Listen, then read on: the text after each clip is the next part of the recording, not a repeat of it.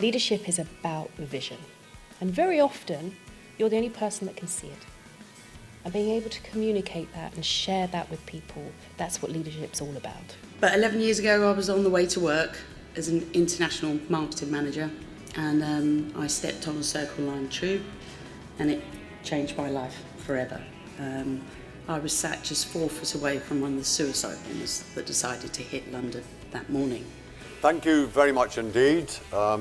Really like Bristol, had my first heart attack here.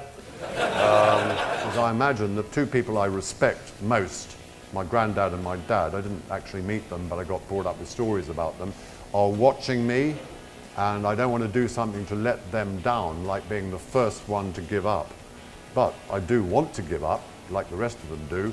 So I suppose in the tent every night, you know, you're looking around hoping one of the others has bust his leg or something. It's not trying to reinvent the wheel when things go wrong. It's just going back to the processes that got you there in the first place. Well, the reason why he won 5 consecutive World Championship titles for Ferrari wasn't that he was the greatest driver in the world. Of course, he was one of the best. It was the fact that that team gave him the best product in the world to do the job with. See, there's nothing like watching brilliance and seeing what you can take from it. You could be about 500, 550 feet at the top of this ski jump.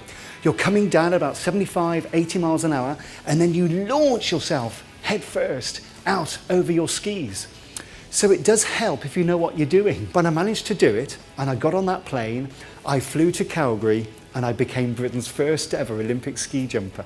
But I also believe your goal should never quite be achieved, because once you've achieved a goal, where do you go? And to do that, you've got to keep working along the way. And working also will mean sacrifices. But on the other hand, culture is set on the ground floor. These are the guys who are in the arena each day and every day, and you've got to get the stuff that's bubbling up from the ground. The story I told you was coming from a balcony, is bubbling up from the ground, and a great leader who instills passion in his followers is able to do that symbiotic yin and yang stuff and pull it together. Correct? Correct! I thought it was amazing, actually. Really, really good. Great setup. Chris was amazing. I thought it was absolutely excellent. Yeah, fantastic. Very inspiring. And lots of things he said you could apply to yourself. And it was just amazing that you'd never thought of these things before. Very inspirational. How she has taken every opportunity. It's inspiring. And I think it's just the kind of thing that you have here. It's brilliant. I thought it was absolutely phenomenal. You know, amazing speaker, inspirational, and pretty funny as well. That's what's great about the Big Sport Breakfast is there are some people, you know, sort of on the agenda that you know about, you know, and I'm quite familiar with the background and how they've become successful, and there's others that I've never heard of them before. So and it's a great mixture, great blend of people. So yeah, loved it.